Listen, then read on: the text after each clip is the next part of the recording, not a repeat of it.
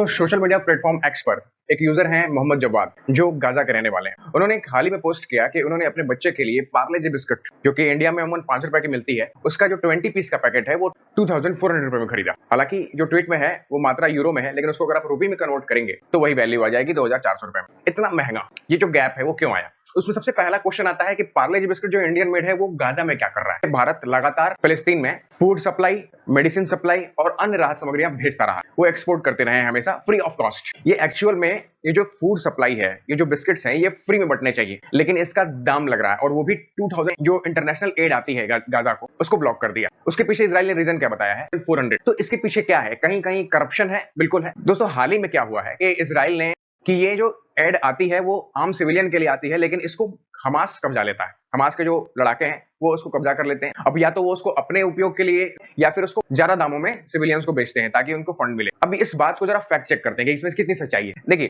Hamas का सबसे बड़ा फंडर है ईरान, और ईरान और इजराइल के बॉर्डर लगते नहीं है, तो कहीं ना कहीं किसी दूसरे देश के माध्यम से इजराइल तक ये जो हमास के लिए जो वेपन्स हैं और जो फंड है वो ईरान पहुंचाता था, जिसमें आपका लेबनान और सीरिया इंपॉर्टेंट है। तो लेबनान में हिजबुल्लाह थी गवर्नमेंट, जिसको इजराइल ने लगभग अप्रूव कर दिया है। वहां हिजबुल्लाह अब नाम मात्र की रह गई है, टॉप लीडरशिप खत्म, तो वहां से एड आनी नहीं है। दूसरा, सीरिया के साथ जब से बशर अल असद की सरकार गई, जो अब उनकी जो सीरिया की टॉप लीडरशिप है उसके साथ यूएस ने पैक कर लिया डोनाल्ड ट्रंप के। आपकी ये फोटो सामने आई होगी पहले भी। तो इन लोगों ने अब ब्लॉक कर दिया है रास्ता हमास को। लेकिन फिर भी हमास को अब तक वॉर के लिए फंडिंग, उनकी फूड सप्लाई के लिए फंडिंग, क्योंकि जाहिर सी बात है हमास के लड़ाके अगर लड़ रहे हैं सोल्जर्स, तो भूखे पेट तो खाली पेट तो लड़ेंगे नहीं, उनको फूड सप्लाई आ रही है तो वो कहां से आ रही है? उसके पीछे फंडिंग अभी भी जारी है। लगभग इजराइल ने हर रास्ता बंद कर दिया, फिर भी वो चीज आ रही है। तो इजराइल ने ये सोचा है कि ये जो इंटरनेशनल एड है इसके माध्यम से आ रही है। हालांकि आप इस तरह से आम सिविलियन को टारगेट नहीं कर सकते, तो ऐसे में इंटरनेशनल प्रेशर पड़ना शुरू हुआ। तो इजराइल ने कहा चलिए ठीक है, हम 4 जगहों पर सेंटर लगा देते हैं, इंटरनेशनल एड आएगी और हम खुद डिस्ट्रीब्यूट करेंगे पैलेस्टीनियंस को या फिर गाजा के लोगों को। तो अब इन 4 जगहों के अलावा और कहीं फूड, कहीं एड आ नहीं रही है। अब क्या हमास को फंडिंग और सप्लाई नहीं मिलेगी?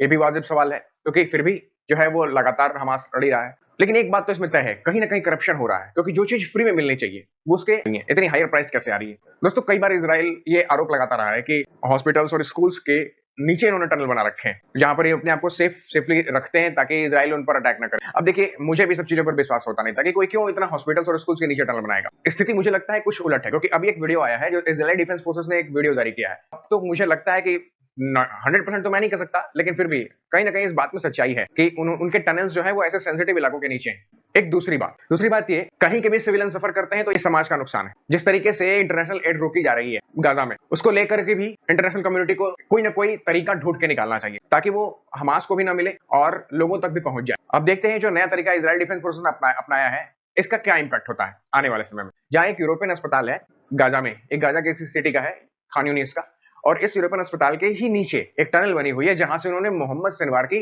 डेड बॉडी रिकवर की है। मोहम्मद सिनवार एक टॉप लीडरशिप था हमास का, जिसने इन्होंने मार दिया। तो वहां पर वो लाश रखे हुए थे कई दिनों तक, उसको निकाल रहे हैं। तो आखिर में ये दिख ही रहा है ना कि इस हॉस्पिटल के नीचे ये टनल बना हुआ है। तो ये वीडियो वायरल हो गई।